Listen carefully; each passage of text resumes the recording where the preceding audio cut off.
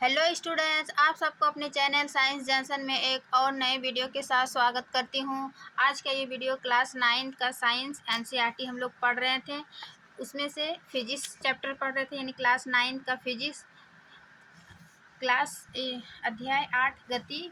इससे पहले हम लोग चैप्टर 1 यानी कि गति से ही संबंधित ये मापन वाला पूरा पढ़ चुके हैं। मापन में यानी कि भौतिक राशि, सदिश राशि, अदिश राशि और मात्रक के बारे में, विभिन्न प्रणाली के बारे में इससे पिछले वीडियो में हम देख चुके हैं, है ना। क्लास 9 का यानी कि ये एनसीईआरटी जो विषय सूची है, इसका सबसे पहले हम लोग फिजिक्स से शुरू किए हैं, यानी कि अध्याय 8 से, गति से, ठीक है ना। उसके बाद हम एक एक करके देखेंगे केमिस्ट्री, बायोलॉजी। तो चलिए आज हम फिजिक्स का ही अध्याय 8 देखेंगे, गति चैप्टर, ठीक है ना। गति को ग्राफी विधि से हल करेंगे, गति के कितने समीकरण हैं, ठीक। तो इन तमाम चीज़ इसके बारे में हम जानेंगे। तो गति सबसे पहले जानते हैं कि गति क्या है, ठीक है ना। देखिए चैप्टर 2 गति, कि कोई भी वस्तु जब अपनी विराम अवस्था में रहती है, ठीक है ना, तो वो विराम अवस्था से एक फिक्स पॉइंट से, ठीक है ना, जैसे कि ये सापेक्ष बिंदु है, इस माना कि बिंदु ए है, बिंदु ए से बिंदु बी तक जो दूरी तय करती है या फिर उसके चाल में जो परिवर्तित होता है ना, ए से बी जाना, यानी कि कोई वस्तु समय के साथ जब ए से बी तक कोई वस्तु गति हुआ तो कुछ समय लगा होगा, ठीक है ना। तो वही कि यदि कोई वस्तु समय के साथ किसी स्थिर बिंदु के सापेक्ष, इस बिंदु के सापेक्ष अपनी स्थिति, बिंदु के सापेक्ष अपनी स्थिति में परिवर्तन करती है, ठीक है ना, जो भी अपने बिंदु के सापेक्ष ए से बी तक गया, इस परिवर्तित करने में, तो वह उस वस्तु क्या है, गति में समझा जाएगा। यानी कि ए से बी तक बिंदु ए से ये स्थिर स्थिति है ना, स्थिर बिंदु के सापेक्ष, इसके सापेक्ष अपनी स्थिति में जो परिवर्तन हुआ और उसमें जो समय लगा, ठीक है ना, कुछ समय लगा होगा, उसी को क्या कहेंगे, गति कहेंगे। जैसे कि दौड़ता हुआ बालक, उड़ती हुई चिड़िया, चलती हुई रेलगाड़ी आदि, ये सभी क्या, गति की स्थिति, ठीक है ना। तो हम गति को समझ गए कि कोई बिंदु जो है वो सापेक्ष, अपने सापेक्ष स्थिति में के साथ वो स्थिति में परिवर्तन होता है, यानी कि ए से बी गया तो ये स्थिति क्या हुआ, परिवर्तन हुआ, चेंज हो गया, तो वह वस्तु क्या कहलाएंगे, गति समझा जाएंगे, यानी कि गति अवस्था में है, तो इसी को क्या कहेंगे, गति या फिर मोशन। फिर विराम, यानी कि विराम, जैसे हम बिंदु ए सापेक्ष स्थिति में विराम की, जब कोई वस्तु समय के साथ स्थान नहीं बदलता है, ठीक है ना, उसे क्या कहेंगे, विराम समझा जाएंगे। जैसे कि टेबल पर रखी किताब, वर्ग में बैठा छात्र, ये सभी क्या है, विराम अवस्था में, स्थिर अवस्था में। तो हम इसी चैप्टर में वही गति, विराम अवस्था, दूरी, विस्थापन, चाल, ये सभी देखेंगे। तो गति समझ गए, ठीक है ना। उसके बाद विराम। अब हम देखेंगे गति का जो प्रकार है वो 2 प्रकार है, ठीक है ना। एक है एक समान गति और दूसरा है असमान गति। एक समान गति में क्या होता है कि यदि कोई वस्तु एक समान समय अंतराल में, मीन्स समय में जो अंतर होता है, ठीक है ना, एक समान समय अंतराल में एक समान दूरी तय करती है, तो ऐसी गति को एक समान गति कहेंगे। जैसे कि यहाँ पर दूरी मीटर में लिए और समय जो है वो मिनट में लिए, ठीक है। जब कोई वस्तु गति करती है तो जो प्रारंभिक बिंदु है ना, यानी कि अभी जो हम बताए गति का डेफिनेशन, तो ये सापेक्ष स्थिति बिंदु ए, तो ये क्या है, जीरो मीटर, ठीक है ना। जीरो से ये अपनी गति को शुरू करती है और कहाँ तक जाती है, माना कि 0 से 50 मीटर तक गई, फिर 50 से 100 मीटर तक गई, ठीक है। लेकिन यहाँ पर जो जब ये 0 मीटर में कोई वस्तु थी, तभी टाइम कितना हो रहा था, 1 बज रहा था, ठीक है। उसके बाद जैसे वो 50 मीटर आगे बढ़ा तो 1 से 120, यानी कि कितना समय लगा बीच में, 20 मिनट में वो 50 मीटर दूरी तय किया। फिर अगले स्टेप में 50 से 100, यानी कि फिर 50 मीटर दूरी तय किया, तो 20 से 140 क्या हुआ, फिर 20 मिनट लगा। तो इससे क्या पता चला कि एक समान समय अंतराल में एक समान दूरी तय की है ना। मीन्स अंतर सेम है, 20 मिनट में, हर 20 मिनट में 50 मीटर की दूरी तय कर रही है, हर 20 मिनट में 50 मीटर की दूरी तय कर रही है, ठीक है ना। तो इस प्रकार जो है एक समान समय अंतराल में एक समान दूरी तय करती है, तो ऐसी गति को क्या कहेंगे, एक समान गति, ठीक है, एग्जाम्पल से हम समझ गए। अब दूसरा है असमान गति। गति के दूसरा प्रकार क्या है? असमान गति। असमान गति में क्या होता है कि यदि कोई वस्तु एक समान समय अंतराल में एक समान दूरी तय ना करे, ठीक है ना, एक समान दूरी तय ना करे तो ऐसे गति को क्या कहेंगे? असमान गति। जैसे कि दूरी यहाँ पर मीटर लिए और यहाँ मिनट में, ठीक है। 0 1 बज रहा था, फिर 0 से जैसे 50 मीटर बढ़ी, ठीक है ना, 1:30 में। यहाँ से 1 से 30 यानी कि 30 मिनट लगा, ठीक है।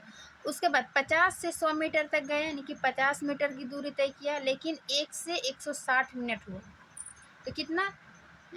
160 से 30 मीटर की दूरी तय किया, है ना, 30 मिनट में। फिर 100 मीटर से 300 मीटर चला गया यानी कि 200 मीटर दूरी तय किया, लेकिन यहाँ समय जो है 160 से यानी कि 2:10 यानी कि 10 मिनट लगा इसको, ठीक है ना। तो यहाँ पर क्या देख रहे हैं कि भिन्न भिन्न समय और भिन्न भिन्न दूरी तय कर रही है, ठीक है। एक समान समय अंतराल में एक समान दूरी तय नहीं करे तो ऐसी गति को क्या कहेंगे? असमान गति, ठीक है। गति के दो प्रकार, एक समान गति और असमान गति को हम समझ लिए, ठीक है ना। अब इसी में हम आगे देखेंगे दूरी। अब दूरी क्या है? डिस्टेंस, कि किसी दो बिंदु के बीच की लंबाई को क्या कहेंगे? दूरी। माना कि बिंदु ए है और बिंदु बी है, ठीक है ना। इन दोनों के बीच में जो वस्तु गति हुई है उसमें जो समय लगा वो कितना दूरी तय किया, है ना, उसको लंबाई को क्या कहेंगे? दूरी कहेंगे। इसका ऐसा ही मात्रक मीटर होता है और दूरी जो है वो एक अदिश राशि है। अदिश राशि और सदिश राशि इससे पिछले वीडियो में हम बता चुके हैं, ठीक है ना। तो आप वहाँ से कंसेप्ट क्लियर कर लीजिएगा सदिश और अदिश का, ठीक। तो देख लिए दूरी की दो बिंदुओं के बीच की दूरी, लंबाई को दूरी कहेंगे। विस्थापन, विस्थापन क्या है कि किसी दो बिंदु के बीच के न्यूनतम लंबाई को क्या कहेंगे? विस्थापन। बिंदु ए से बी तक दूरी को क्या, लंबाई को, कुल लंबाई को क्या कहेंगे? दूरी। लेकिन ए से बीच की न्यूनतम दूरी को क्या कहेंगे? विस्थापन। यदि इसका हम जब हम अंतर देखेंगे दूरी और विस्थापन में तो फिर हम और आगे बताएंगे, ठीक है ना। तो इसका फिर विस्थापन कैसा है? मात्रक मीटर और दूरी कैसा है? मात्रक मीटर। फिर ये क्या है? विस्थापन एक सदिश राशि है जबकि दूरी जो है वो एक अदिश राशि है, ठीक है। फिर आगे हम देखते हैं चाल, यानी कि ये स्पीड क्या है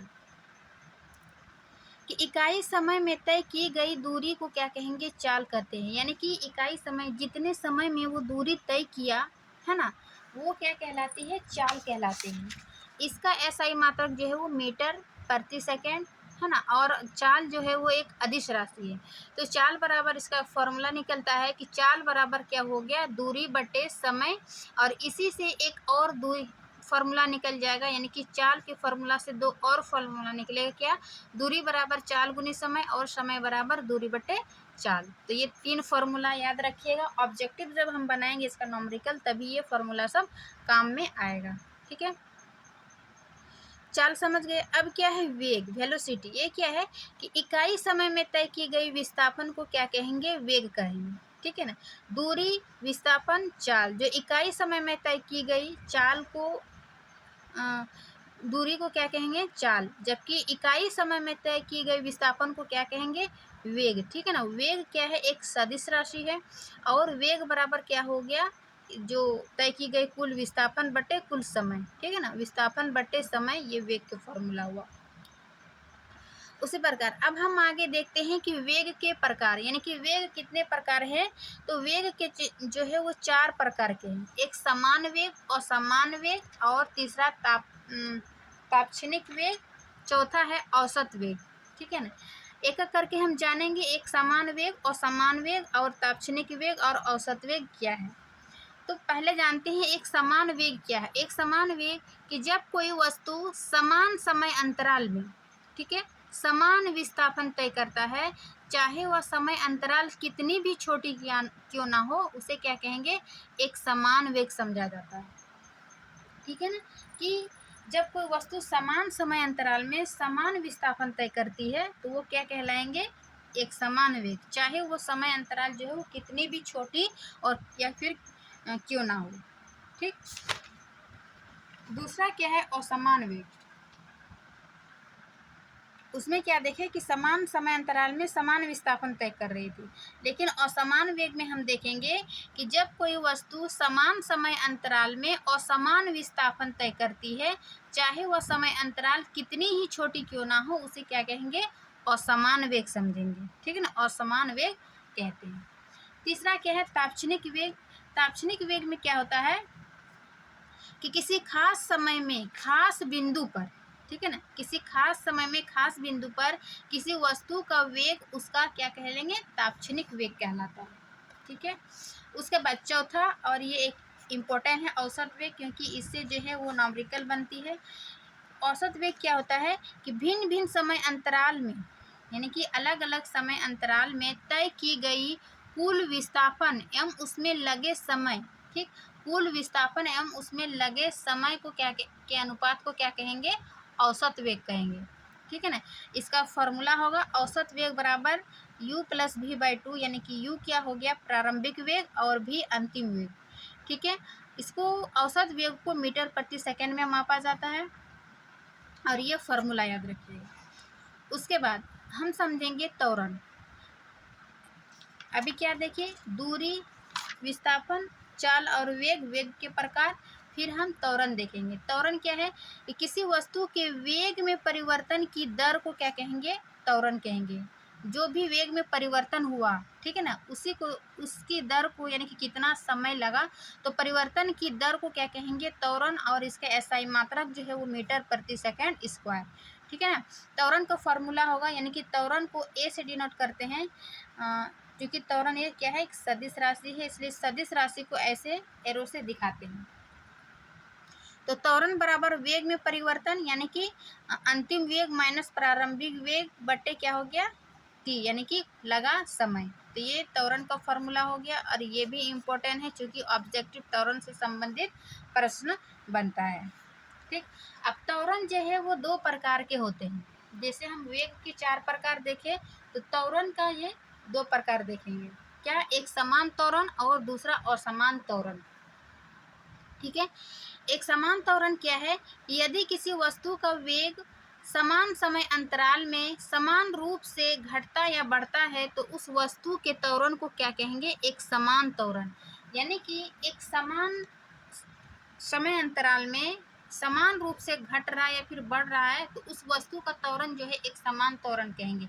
जैसे कि स्वतंत्र रूप से गिर रही वस्तु, यदि कोई वस्तु ऊपर से नीचे फेंकते हैं तो वो स्वतंत्र रूप से क्या हो, गिर रही है। ठीक है ना, समान समय अंतराल में उसका जो घटता बढ़ता है, तो उसको एक समान त्वरण कहेंगे। लेकिन दूसरा क्या है, असमान त्वरण।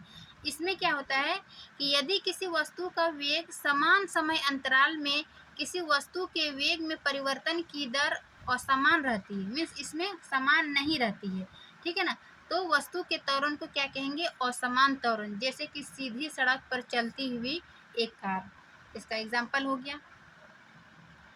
जो आपका बुक में दिया हुआ है एनसीईआरटी, इसी को जो है उसी टॉपिक को लिए हम बिल्कुल, यानी कि एनसीईआरटी का हर टॉपिक जो है पॉइंट टू पॉइंट नोट्स तैयार करके आपको बता रहे हैं, ताकि जो है आप कम समय में बेहतर तैयारी कर पाए और आपको इधर उधर खोजने की आवश्यकता नहीं हो, आपको एक ही वीडियो में सारा कंटेंट जो है मिल जाएगा। ठीक है ना। तो अब हम जानेंगे कुछ प्रमुख वस्तुओं की चाल, यानी कि आपके बुक में दिया हुआ है कुछ वस्तु, तो उसको जान लीजिए कि किस वस्तु की कितनी चाल होती है। ठीक है ना।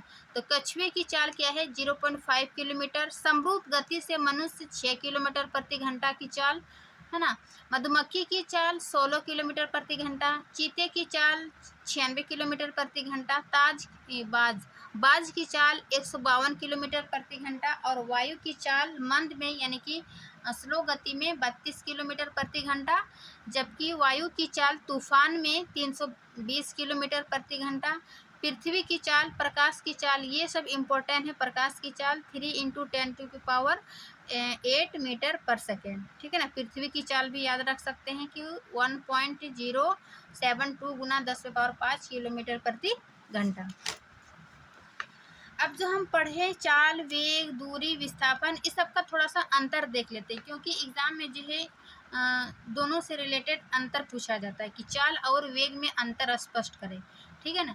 तो चाल अभी हम देखें, वेग पहले पे तो हम इसका डिफिनेशन देखेंगे कि चाल क्या है, कि इकाई समय में तय की गई दूरी को क्या कहेंगे, चाल। आप यहाँ पर फॉर्मूला भी बैठा सकते हैं जो हम पीछे देखे, चाल बराबर दूरी बट्टे समय। ठीक है। वेग, वेग क्या है, इकाई समय में तय की गई विस्थापन को क्या कहेंगे, वेग। ठीक है। फिर चाल जो है वह एक अदिश राशि है, जबकि वेग जो है वो एक सदिश राशि है। इसका औसत मान कभी भी शून्य नहीं हो सकता, यानी कि चाल का औसत मान जो है वो कभी भी शून्य नहीं हो सकता, लेकिन औसत वेग का मान शून्य हो सकता है। ठीक है ना।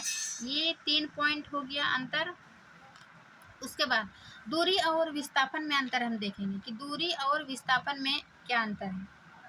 दूरी क्या है कि दो बिंदुओं के बीच की लंबाई को दूरी कहते हैं। जैसे अभी हम देखें कि ए के बीच की जो कुल लंबाई है उसी को क्या कहते हैं, दूरी।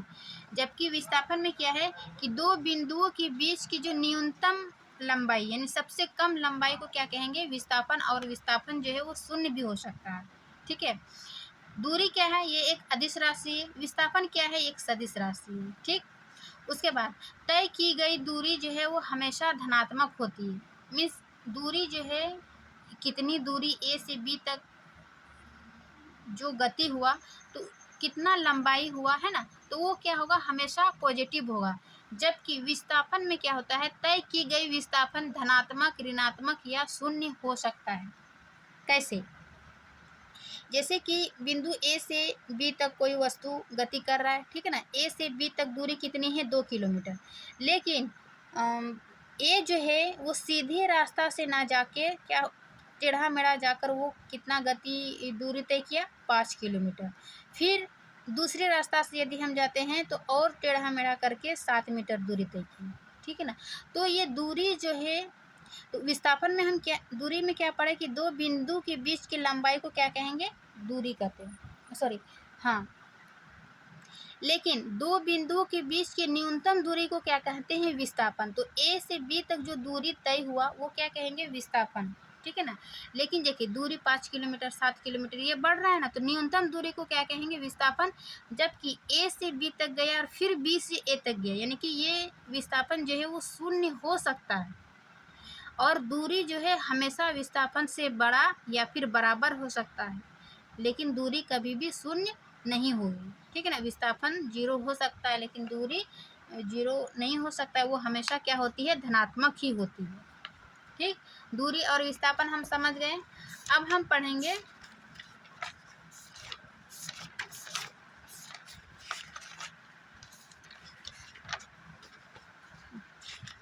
एक और अंतर है कि औसत चाल और औसत वेग में अंतर क्या है। ठीक है ना। औसत चाल क्या है कि किसी वस्तु द्वारा तय की गई कुल दूरी और कुल समय अंतराल के अनुपात को उस वस्तु की क्या कहेंगे, औसत चाल कहेंगे। औसत चाल बराबर वही हो गया कि कुल दूरी बटे कुल समय, और यह औसत चाल जो है वो हमेशा धनात्मक होती है, मीन्स पॉजिटिव होती है। ठीक है। जबकि औसत वेग में हम क्या देखते हैं कि दिए गए समय अंतराल में वस्तु के कुल विस्थापन और कुल समय अंतराल के अनुपात को उस वस्तु का औसत वेग कहेंगे, और इसका फार्मूला होगा कुल विस्थापन बट्टे कुल समय अंतराल। ठीक है ना। यह पॉजिटिव, नेगेटिव और कुछ भी हो सकता है औसत वेग, लेकिन औसत चाल हमेशा धनात्मक होती है। और इसका फार्मूला हो गया कुल दूरी बट्टे कुल समय, इसका हो गया कुल विस्थापन बट्टे कुल समय अंतराल। ठीक। अब हम गति के समीकरण पढ़ेंगे ऐसे सिंपल तरीका से, और फिर ग्राफी विधि से हल करेंगे। क्योंकि बुक में जो है ग्राफी विधि से हल किया है, और हम ऐसे जनरली भी हल करेंगे। ठीक है ना। तो गति के 3 समीकरण हैं। क्या क्या, पहला है v बराबर u प्लस ए टी, दूसरा है v स्क्वायर बराबर u स्क्वायर प्लस 2as, तीसरा है s बराबर u T plus half A T square. ठीक है ना। इस सभी को हम एक एक करके सिद्ध करेंगे कि v बराबर u प्लस ए टी कैसे हुआ, फिर उसको ग्राफी विधि से हल करेंगे। ठीक है ना। चूँकि लॉन्ग में पूछा जाता है कि गति के पहला समीकरण, दूसरा समीकरण या तीसरा समीकरण को ग्राफीय विधि से हल करें, या फिर ऐसे सिंपल पूछेगा कि गति के समीकरण v बराबर u प्लस ए टी सिद्ध करें, तो आपको ऐसे नॉर्मल बनाना है। सिद्ध करें पहला कि v बराबर u प्लस ए टी होता है, ठीक है ना। तो सबसे पहले हम क्या जो दिया हुआ है v u a t क्या होता है उन सभी को लिख लेंगे कि माना कि प्रारंभिक वेग बराबर क्या हुआ u, अंतिम वेग क्या हुआ v, ठीक है ना। अब वे ठीक, और ए क्या हो गया त्वरण और टी समय, ठीक है। तो चूंकि वेग में परिवर्तन की दर को क्या होता है फॉर्मूला, वेग में परिवर्तन की दर प्रारंभ अंतिम वेग माइनस प्रारंभिक वेग बट्टे टी, यानी कि v minus u by t, ठीक है ना। तो वेग में परिवर्तन की दर को क्या कहेंगे a, चूंकि a बराबर मेरा क्या दिया हुआ है v minus u by t. अब इसी को कौन जब हम गणित में बनाते हैं तो ये क्या होता है क्रॉस मल्टीप्लिकेशन हो जाता है, यानी कि कोना कोनी गुना हो जाता है। तो ए टी बराबर क्या हो गया v माइनस यू, ठीक है। उसके बाद चूंकि हमको यहाँ पर u प्लस ए टी निकालना है, ठीक है ना।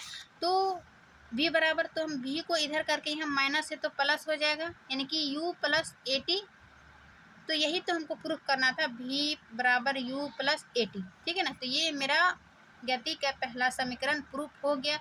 बस एक फॉर्मूला लगाए क्या कि वेग में परिवर्तन की दर बराबर क्या होता है v माइनस यू बटे टी, ठीक है। अब इसी को ये तो सिद्ध करने वाला था, अब इसी को बोलेगा कि गति के पहला समीकरण जो है उसको ग्राफीय विधि से हल करें, ठीक है। तो ग्राफीय विधि से हम पहले एक ऐसे ग्राफ बनाते हैं, ठीक है ना, वाई अक्ष और एक्स अक्ष, ठीक। यहाँ पर जीरो बिंदु और u जो है इसको हम मान लेते हैं प्रारंभिक वेग, ठीक है ना। जीरो से u तक जो गति हुआ उसको क्या कहेंगे प्रारंभिक वेग, फिर u से भी मान लेते हैं यहाँ पर क्या हुआ अंतिम वेग, ठीक है ना। u भी मान लिए, जीरो भी, और जीरो से e में जो समय लगा उसको क्या मान लिए t, ठीक है ना। फिर इसी में इतना सा ग्राफ बना के फिर यही प्रोसेस होगा कि प्रारंभिक वेग माना कि u है, अंतिम वेग v है, फिर वेग में परिवर्तन की दर v minus you by T, और फिर यहाँ पर प्रूफ कर देना है। तो ग्राफीय विधि से पहला समीकरण इस प्रकार होगा। फिर दूसरा समीकरण देखते हैं कि सिद्ध करें कि v स्क्वायर बराबर u स्क्वायर प्लस 2as होता है, ठीक है। सबसे पहले हम इसको सिंपल हल करते हैं, सिद्ध करते हैं, उसके बाद ग्राफीय विधि से हल करेंगे। तो क्या है हम जानते हैं कि v बराबर u प्लस ए टी होता है, यानी कि अभी हम यहाँ पर सिद्ध किए कि v बराबर u प्लस ए टी होता है। इन्हीं फॉर्मूला को हम यहाँ पर बैठाएंगे v बराबर, ठीक है। v बराबर u प्लस ए टी होता है, तो अब इसको क्या कहेंगे करेंगे कि दोनों तरफ वर्ग करने पर, ठीक है ना, जो फॉर्मूला है v स्क्वायर बराबर u T plus A T square, यानी कि v बराबर u plus A T square, ठीक। दोनों को क्या करेंगे वर्ग करने पर ये क्या हो जाएगा, देखो इसको माना कि हम a मान लेते हैं और इसको मान लेते हैं b, ठीक।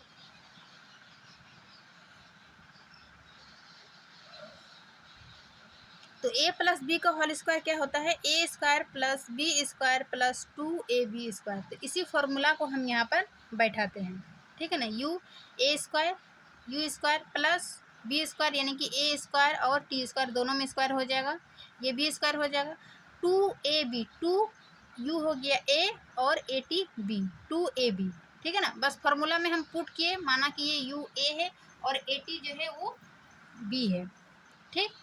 a प्लस बी का होल स्क्वायर में हम बैठाए। उसके बाद यहाँ पर देखिए चूंकि u स्क्वायर है और यहाँ पर a square T square u a T square, तो हम इसको गुणनखंड में जब हम कॉमन लेते हैं, ठीक है ना, थोड़ा सा गणितीय लगाएंगे, क्योंकि हमको यहाँ पे प्रूफ करना है 2as ना, और u स्क्वायर प्लस 2s, तो इसी के अकॉर्डिंग जो हम u स्क्वायर को और 2s को बाहर कर देते हैं, 2a को, है ना। 2a चूँकि यहाँ 2a है यहाँ 2a है तो कॉमन हो जाएगी, ठीक है ना। तो इस u स्क्वायर को ऐसे ही रहने देते हैं और 2a को कॉमन जब लिए तो यहाँ पर जो बचा, चूँकि एक a बाहर हो गया तो यहाँ क्या बचा a और t, ठीक है ना।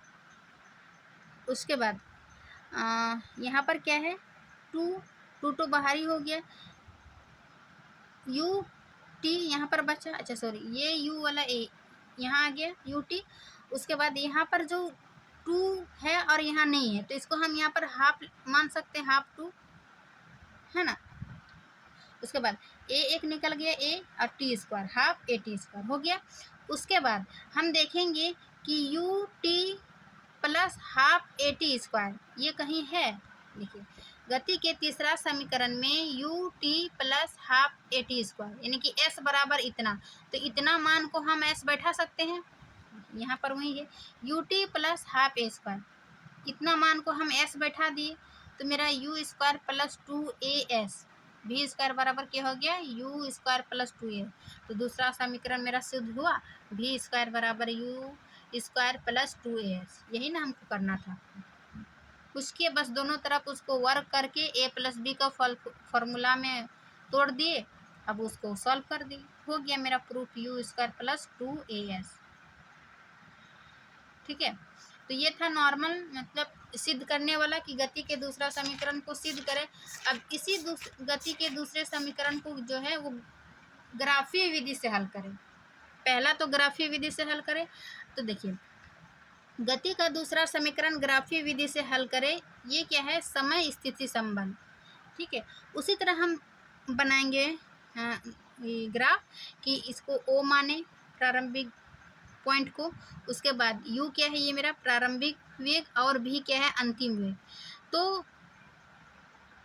है ना, तो प्रारंभिक वेग से जो अंतिम वेग तक जाता है उसको क्या करते हैं हम, इसको ग्राफ में इस प्रकार लिख देते हैं, ये है ना, ये अंतिम। अब इसका जो है क्षेत्रफल निकाल के हम, और ये क्या हो जाएगा, है ना, जीरो से प्रारंभिक वेग तक ये एक आयत का फॉर्मेशन में हो जाता है ना, आयत हो गया, और ये देखो त्रिभुज। अब इसी फॉर्मूले से यानी कि इसी का क्षेत्रफल से जो है हम ये दूसरे ग्राफीय विधि से दूसरा समीकरण को हल करेंगे। देखिए इसका कुल क्षेत्रफल होगा, एक देखो आयत हो गया, ये आयत और ये त्रिभुज, तो आयत का क्षेत्रफल प्लस त्रिभुज का क्षेत्रफल, इन दोनों का क्षेत्रफल से हम क्या करेंगे, गति की दूसरे समीकरण को ग्राफीय विधि से हल करेंगे इसी तरह। ठीक, तो कुल क्षेत्रफल बराबर आयत का क्षेत्रफल जोड़ त्रिभुज का क्षेत्रफल। अब आयत का क्षेत्रफल क्या होता है, लंबाई गुनी चौड़ाई, होता है ना, लंबाई गुनी चौड़ाई। तो यहाँ पर लंबाई क्या है, ओ ई, और चौड़ाई क्या है, ओ ए, है ना, ये चौड़ाई। तो ओ ई गुना ओ ए यानी कि लंबाई गुनी, इसको हम लिख देते हैं समझने के, लंबाई गुनी चौड़ाई। ठीक, उसके बाद त्रिभुज का क्षेत्रफल, त्रिभुज क्या है, ए डी सी। ठीक है ना, त्रिभुज का क्षेत्रफल क्या होता है, हाफ गुनी आधार गुनी ऊंचाई। तो हाफ हो गया, आधार क्या हो गया, ए डी, और ऊंचाई क्या हो गया, सी डी। ठीक है ना, ये ऊंचाई हो गया और ये बेस। ठीक, उसके बाद ओ ई को यहाँ मतलब समय स्थिति संबंध है ना, तो समय यहाँ पर ले लिए टी, और ओ ए क्या है, यू, यू है ना मेरा प्रारंभिक वेग, you plus half A D, A D यही वाला फॉर्मूला बैठा है ना, हो गया ए डी गुनी सी डी। ठीक, त्रिभुज वाला। उसके बाद यहाँ पर क्या हो गया, गुना हो के यू टी, बस हम हल करेंगे एक एक करके, देखिए क्या ले रहे हैं। उसके बाद हाफ गुनी ए डी, ए डी जो हम लिए थे, देखिए आयत का लंबाई ये दोनों बराबर होती है ना, लंबाई गुनी चौड़ाई, यानी कि ये आयत का ये भाग लंबाई बराबर लंबाई और ये चौड़ाई बराबर चौड़ाई होगा।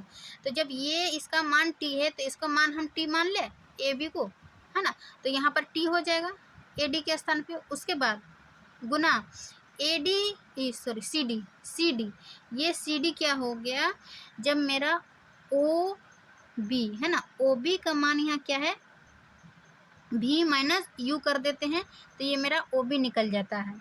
ठीक है, तो यहाँ पर भी वही कर दिए। उसके बाद यानी कि भी माइनस यू कर सकते हैं यहाँ पे, वही वाला फॉर्मूला लिखिए कि ओ बी माइनस ओ ए। उसके बाद यू टी प्लस हाफ है ना, टी गुना भी माइनस यू, भी माइनस यू लिख दिए, ठीक है। और v माइनस यू क्या होता है त्वरण में, त्वरण बराबर v minus you by T होता है ना। उसके बाद वहीं पर यहाँ पे a बैठा देते हैं आगे, फिर आगे जाते हैं हाफ गुनी टी, टी गुनी इसका मान बैठा देते हैं ए टी बराबर u t, u minus b, यानी कि ए बराबर जितना हुआ ए टी हुआ प्लस बी माइनस, वहाँ यहीं पर भी वहाँ बैठा देंगे इसी का मान को ए टी गुना टी। ठीक है, ए टी बराबर क्या हुआ वी यू के स्थान पे ए टी बैठा दिए। उसके बाद अब क्या हो गया यू टी हो गया हाफ ए, दो चूंकि यहाँ दो टी है तो हाफ ए टी स्क्वायर। तो देखिए एस बराबर मेरा वही गति के दूसरा समीकरण में क्या था, एस बराबर u T plus half A T square. तो देखो हम इसको गति के दूसरा समीकरण को किस विधि से हल किए, ग्राफ बना के ना, इसको आयत का क्षेत्रफल और त्रिभुज का क्षेत्रफल बना के, यानी कि ग्राफीय विधि से हल करें। तो ग्राफीय विधि से जब हल करने को आएगा तो इस तरह बनाना है, या फिर इसके फॉर्मूला देकर इसको सिद्ध करने को बोला जाएगा। तो जैसे कि हम नॉर्मल सिद्ध किए हैं, है ना, वैसे ही सिद्ध कर देना है। ठीक है, बस इसका एक फार्मूला ए प्लस बी को होल स्क्वायर फार्मूला बैठाएं। अब गति का तीसरा समीकरण देखते हैं।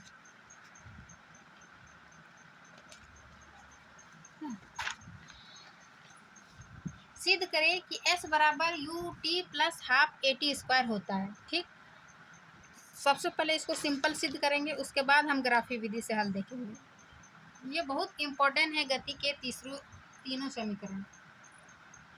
परीक्षा में तीनों में से कोई एक समीकरण पूछा जाएगा। ठीक है, तो औसत दूरी हम यहाँ पर एक फॉर्मूला बैठाएंगे पहले में ही कि औसत दूरी जो बराबर होता है वो औसत चाल गुनी समय। ठीक है ना। अब औसत चाल में हम क्या पढ़े थे, v plus you by T, v अंतिम वेग जोड़ प्रारंभिक वेग प्लस बाई टू अगुनी समय t। ठीक, अब इसी में हम बैठाएंगे कि v plus you by two. ये क्या हुआ कि इसको जब हम सेपरेट करते हैं, नहीं सॉरी, ये v बराबर यू प्लस ए टी है ना, गति के पहला समीकरण में v बराबर क्या है u प्लस ए टी। इस v के मान को हम यहाँ पर पुट करेंगे। ठीक है, यहाँ पर क्योंकि v बराबर क्या हुआ u प्लस ए टी, तो u प्लस ए टी हम कहाँ बैठा दिए v का मान, उसके बाद प्लस u बाई टू और इंटू टी। उसके बाद देखो यहाँ एक u और एक u, 2u हुआ, 2u plus A T by two into T. उसके बाद जब इसको हम सेपरेट करते हैं गणित में, 2u by two A T by two है ना, इसको सेपरेट कर सकते हैं। उसके बाद इसको कटा देते हैं, 2 कट गया, तो यहाँ पर क्या बचा मेरा u है ना, u बचा। उसके बाद plus A T by two बचा। ठीक है ना। उसके बाद यहाँ पर चूंकि 2t जो है यहाँ पर ब्रैकेट में गुना है, तो यहाँ पे क्या हो जाएगा u गुना टी, तो यू टी हुआ यू टी। उसके बाद ए टी गुना टी, तो ए टी स्क्वायर हुआ। उसके बाद यहाँ 2 है तो यानी हाफ हो गया, हाफ ए टी स्क्वायर। तो इस प्रकार जो है मेरा s बराबर u T plus half A T square गति के तीसरा समीकरण प्रूव हो गया। अब हम इसी को तीसरा समीकरण को क्या करेंगे, गणितीय विधि से हल करेंगे, ग्राफीय विधि से। ठीक है ना। तो ग्राफ में भी हम वैसे ही बनाते हैं, लेकिन इसका फॉर्मूला अलग बैठाएंगे। क्या बैठाएंगे फॉर्मूला, देखिए ये तो सबसे पहले हम ग्राफ बना लिए, 0 से प्रारंभिक वेग और अंतिम वेग। ठीक है ना, ये क्या हो जाएगा त्रिभुज मेरा, ये क्या हो जाएगा चतुर्भुज। ठीक है ना। लेकिन चूंकि दूसरा समीकरण में आयत और त्रिभुज मान करके हम के इसका क्षेत्रफल निकाल के प्रूव किए हैं, लेकिन यहाँ पर हम इसको एक समलम चतुर्भुज मान सकते हैं। समलम चतुर्भुज में क्या होता है, ये दोनों भुजाओं बराबर होती है और ये इसकी लंबाई जो है ये बराबर होती है ना। तो इस प्रकार समलम चतुर्भुज का क्षेत्रफल निकाल करके हम गति के तीसरे समीकरण को हल करेंगे। ठीक है, तो S बराबर समलम चतुर्भुज का क्षेत्रफल क्या हो गया, त्रिभुज ओ ए सी ई, इसको ओ ए सी ई, ये क्या हो गया मेरा समलम चतुर्भुज। ठीक है ना। अब समलंब चतुर्भुज का क्षेत्रफल होता है हाफ इंटू समानांतर भुजा को योग, यानी कि इन दोनों, ये क्या है, समानांतर भुजाओं का योग, इसको आगे यदि खींचते हैं तो समानांतर भुजा का योग गुना भुजाओं के बीच की दूरी, ये दोनों भुजाओं के बीच की दूरी कितनी है, ये इसका फॉर्मूला हुआ। इसी फॉर्मूला में हम सबको बैठाएंगे, इनकी हाफ इंटू समानांतर भुजाओं का योग क्या हो गया, ये ओ ए प्लस ओ ए प्लस ओ सी है ना, गुना ओ ई, अच्छा सॉरी, ओ ए और सी ये दोनों भुजा हो गया, अब गुना ये भुजाओं के बीच की दूरी क्या हो गया, ओ ई, है ना। बस उसके नाम को बैठाए। ओ ई का मान क्या है मेरा टी, और ओ ए का मान क्या है मेरा यू, ओ बी का मान नहीं है, ठीक है ना। यानी इन दोनों को जोड़ेंगे तो भुजा के बराबर होगा, तो यहाँ पर लिख लिए। उसके बाद यू तो है ही यहाँ, यू ओ बी गुनी टी, ठीक है ना। तो चूंकि ए टी बराबर जो है वही त्वरण के समीकरण ए बराबर भी माइनस यू होता है, तो यहाँ पर भी वही फार्मूला बैठाएंगे, हाफ गुनी यू प्लस भी गुनी टी, ठीक है ना।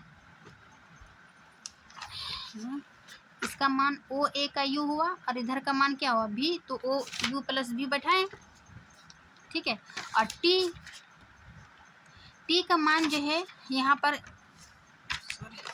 त्वरण के समीकरण से हम यहाँ पर टी को यदि टी का मान लेंगे तो भी माइनस यू बाई टी होगा,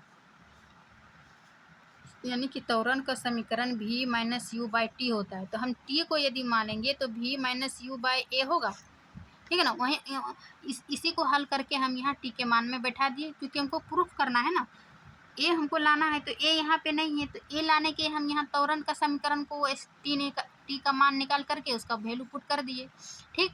उसके बाद अब चूंकि यहाँ 2 है बटे में है, तो यहाँ पर 2a ले लेते हैं, ठीक है ना, कॉमन 2a। उसके बाद u प्लस बी है ना, तो इसको थोड़ा सा हम सजा लेते हैं, v प्लस यू और v माइनस यू। तो देखो यहाँ पर a plus b into a minus b का फॉर्मूला आ रहा है, a plus b into a minus b, तो इसका फॉर्मूला क्या होता है, a square minus b square. तो ए मेरा क्या है यहाँ भी, और यू क्या है बी, तो भी स्क्वायर माइनस यू स्क्वायर बैठा दिए, ठीक है ना। उसके बाद यहाँ बट्टे में क्या है 2a बैठा दिए। अब देखो s, क्योंकि s बराबर इतना मान आया था ना, तो s कोना कोनी गुना हो जाएगा, तो 2as, उसके बाद v square minus you square, ठीक है। अब चूंकि हमको v स्क्वायर बराबर you square plus 2as proof करना है, तो हम यहाँ से v स्क्वायर निकाल लेते हैं और u को इधर कर देते हैं, है ना, क्योंकि माइनस है तो प्लस हो जाएगा। तो अब इसको बढ़िया से सजा देते हैं, तो v स्क्वायर बराबर यू स्क्वायर जोड़ 2as, ये क्या हो गया मेरा गति का तीसरा समीकरण जो है वो ग्राफीय विधि से हल किए। उसके बाद हम सिंपल तरीका से भी सत्यापित किए तीसरे समीकरण को, ठीक है। तो ये गति के 3 समीकरण को हम सिद्ध भी किए और उसको ग्राफीय विधि से हल भी किए, ठीक है। अब आगे जो आपके बुक में दिया हुआ है कि किसी वस्तु के एक समान एवं असमान गति के लिए जो है वो समय दूरी ग्राफ की प्रकृति क्या होती है, यानी कि एक समान गति और असमान गति के लिए जो है वो समय दूरी ग्राफ की प्रकृति क्या होती है, वो ग्राफ बताना है, ठीक है ना। तो सबसे पहले एक समान में क्या होता है कि यदि कोई वस्तु एक समान समय अंतराल में एक समान दूरी तय करती है, ठीक, तो उसको क्या कहेंगे, एक समान गति। और जब एक समान गति के लिए जो दूरी समय ग्राफ होगा वह एक सरल रेखा में होगी, सरल रेखा यानी कि इधर दूरी है और इधर समय है, ठीक है ना। तो समान समय अंतराल यानी कि हर 5, देखो 5, 10, 15, 20 ये मिनट में है समय, तो ये क्या हुआ, हर 5 मिनट के समय अंतराल में जो है इसकी दूरी जो है दूरी समान रहती है ना। यदि कोई वस्तु एक समान समय अंतराल में एक समान दूरी तय करती, 100 मीटर ही दूरी तय कर रही एक समान समय अंतराल में, तो इसकी ग्राफ जो है वो एक सरल रेखा होगा इस प्रकार की, है ना। और ये वस्तु जो है वो स्थिर रहती, यानी कि 100 मीटर ही दूरी तय कर रही, तो इससे क्या पता चला है कि वस्तु जो स्थिर है। इसी का एक और इस प्रकार बनेगा कि स्थिर वस्तु, देखिए कि किसी वस्तु की गति के विषय में आप क्या कह सकते हैं जिसकी दूरी समय ग्राफ समय अक्ष के समानांतर एक सरल रेखा में है। वही कि एक दूरी और समय को जो समय ग्राफ होगा वो एक सरल रेखा में होगा। उसके बाद सरल रेखा में एक समांतर में रेखा जो है वो स्थिर वस्तु होगा। कैसे? तो अभी जो जैसे कि बताया कि 100 मीटर में पिछले यहीं पर भी, तो यहाँ पर जो है वो 6 मीटर है, लेकिन हर 1 मिनट में जो है वो समय स्थिर ही रहती है, उतनी ही दूरी तय कर रही है प्रत्येक समय अंतराल में। ठीक है ना। तो इस ग्राफ क्या है कि वस्तु जो है वो स्थिर है। तो इस प्रकार का ग्राफ बनेगा कि वस्तु विराम अवस्था में है क्योंकि समय बदलने पर भी वस्तु की स्थिति वही रहती है ना। तो स्थिर वस्तु के लिए जो है वो समय ग्राफ इस प्रकार का बनेगा और क्या बनेगा, एक सरल रेखा में। ठीक है ना, इस प्रकार ये सरल रेखा एक समान गति के लिए। उसके बाद असमान गति के लिए जो है समय ग्राफ एक वक्र रेखा होगी। और समान गति के लिए दूरी समय ग्राफ क्या होगा, एक वक्र रेखा होगी। वक्र रेखा कैसे, इधर समय और इधर दूरी, वक्र मीन्स ये टेढ़ा मेढ़ा अलग अलग एक ही समय में क्या होगा, यदि कोई वस्तु एक समान समय अंतराल में एक समान दूरी तय ना करे तो ऐसे गति को क्या कहेंगे, असमान गति कहेंगे। अलग अलग समय अंतराल में अलग अलग दूरी तय करना, इसी को क्या कहेंगे, असमान गति। और इसकी रेखा कैसे होगा, एक वक्र रेखा। ठीक है ना, वक्र रेखा होगी। लेकिन फिर है किसी वस्तु के गति के विषय में आप क्या कह सकते हैं जिसका चाल जो है वो समय ग्राफ समय अक्ष के समानांतर एक सरल रेखा हो। ठीक है, तो वस्तु एक समान चाल से गति कर रही है तथा इसका त्वरण जो है वो शून्य है। इस प्रकार का इसका ये बनेगा। ठीक है ना, इसका त्वरण शून्य हो जाएगा।